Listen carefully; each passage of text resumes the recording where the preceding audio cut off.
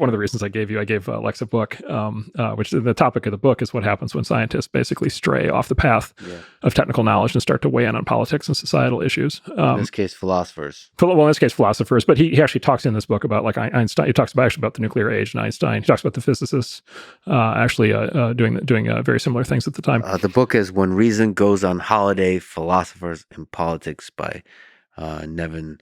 And it's just a story. It's a story. There are other books on this topic, but this is a new one that's really good. It's just a story of what happens when experts in a certain domain decide to weigh in and become basically social engineers and political, basically political advisors. And it's just a story of just unending catastrophe, right? And I think that's what happened with COVID again. Yeah, I found this book a highly entertaining and eye-opening read filled with amazing anecdotes of irrationality and craziness by famous recent philosophers.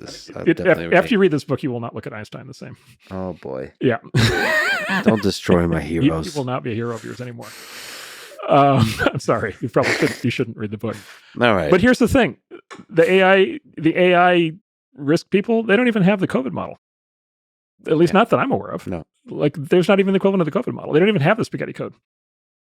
They've got a theory and a warning and a this and a that. And like, if you ask like, okay, well, here's, the ultimate example is, okay, how do we know, right? How do we know that an AI is running away? Like, how do we know that the FOOM takeoff thing is actually happening?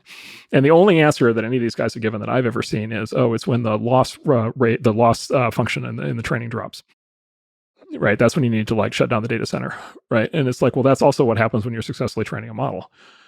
Like what even is this? Is not science. It's not anything. It's not a model. It's not anything. There's nothing to arguing with it. Is like, punching jello. Like there's what do you even respond to? So just push back on that. I don't think they have good metrics of when the FOOM is happening, but I think it's possible to have that. Like I just as you speak now, I mean, it's possible to imagine there could be measures. It's been 20 years.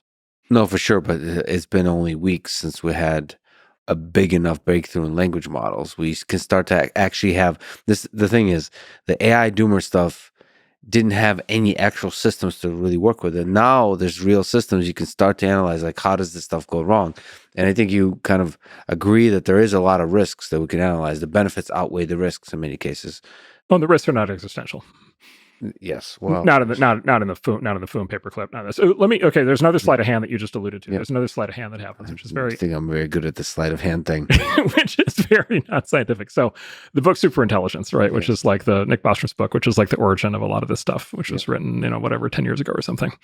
So he does this really fascinating thing in the book, which is he basically says, there are many possible routes to machine intelligence, to artificial intelligence. And he describes all the different routes to artificial intelligence, all the different possible, everything from biological augmentation through to, all these different things. One of the ones that he does not describe is large language models, because of course the book was written before they were invented. And so they didn't exist. In the book, he describes them all, and then he proceeds to treat them all as if they're exactly the same thing. Mm-hmm. He presents them all as sort of an equivalent risk to be dealt with in an equivalent way, to be thought about the same way. And then the risk, the quote-unquote risk that's actually emerged is actually a completely different technology than he was even imagining. And yet all of his theories and beliefs are being transplanted by this movement, like straight onto this new technology. And so again, like, there's no other area of science or technology where you do that. Yeah. Like when you're dealing with like organic chemistry versus inorganic chemistry, you don't just like say, with respect to like either one, basically maybe, growing up and eating the world or something, like they're just going to operate the same way. Like you don't. But you can start talking about like as we get more and more actual systems that start to get more and more intelligent, you can start to actually have more scientific arguments here. Oh yeah. Like, high level, you can talk about the threat of autonomous weapon systems back before we had any automation in the military. And that would be like very fuzzy kind of logic. But the more and more you have drones, they're becoming more and more autonomous. You can start imagining, okay, what does that actually look like? And what's the actual threat of autonomous weapon systems? How does it go wrong? And still it's very vague, but you start to get a sense of like, all right, it should probably be illegal or wrong or not allowed to do like mass deployment of fully autonomous drones that are doing aerial strikes on large areas. I think it should be required. Right. So that's no. I think it should be required that only aerial vehicles are automated. Okay, so you want to go the other way. I want to go the other way. So that, okay. I think it's obvious that the machine is going to make a better decision than the human pilot. I think it's obvious that it's in the best interest of both the attacker and the defender and humanity at large if machines are making more of these decisions and not people. I think people make terrible decisions in times of war. But like, there's ways this can go wrong too, right? Well, wars go terribly wrong now. This goes back to this is that whole thing about like does the self-driving car need to be perfect versus does it need to be better than the human driver? Yeah. Does the automated drone need to be perfect or does it need to be better than a human pilot at making decisions under enormous amounts of stress and uncertainty? Yeah. Well, on average, right.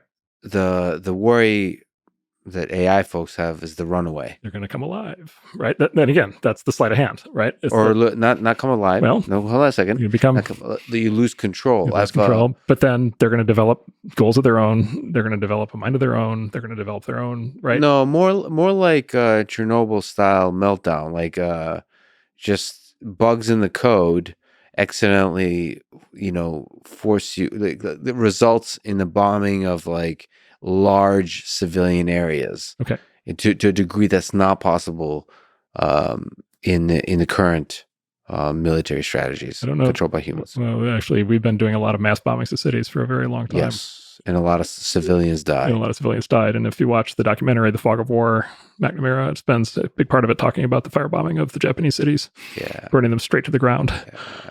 Right, the devastation in Japan, the American military firebombing the cities in Japan was a considerably bigger devastation than the use of nukes. Right, so we've been doing that for a long time. We also did that to Germany, by the way. Germany did that to us. Right, like that's an old tradition. The minute we got airplanes, we started doing indiscriminate bombing. So one of the things we're still doing it. The modern U.S. Military can do with technology, with automation, but technology more broadly, is higher and higher precision strikes. Yeah. Well, and so precision is obviously precision, and this is the JDAM, right? So there was this big advance called the JDAM, which basically was strapping a GPS transceiver to an unguided bomb and turning it into a guided bomb. And yeah, that's great. Like, look, that's been a big advance. But and that's like a baby version of this question, which is, okay, do you want like the human pilot like guessing where the bomb's going to land, or do you want like the machine like guiding the bomb to its destination? That's a baby version of the question. The next version of the question is, do you want the human or the machine deciding whether to drop the bomb?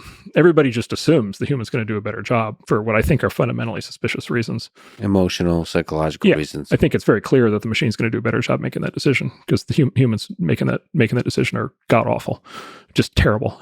Yeah. Right. And so this is the thing. And then let's get to one more sleight of hand? Yes, sure. Okay. Please. I'm a magician, you could say. One more sleight of hand. These things are going to be so smart, right, that they're going to be able to destroy the world and wreak havoc and like do all this stuff and plan and do all this stuff and evade us and have all their secret things and their secret factories and all this stuff. Mm-hmm. But they're so stupid that they're going to get like tangled up in their code, and that's they're not going to come alive. But there's going to be some bug that's going to cause them to like turn us all into paper. Like that they're going to be genius in every way other than the actual bad goal.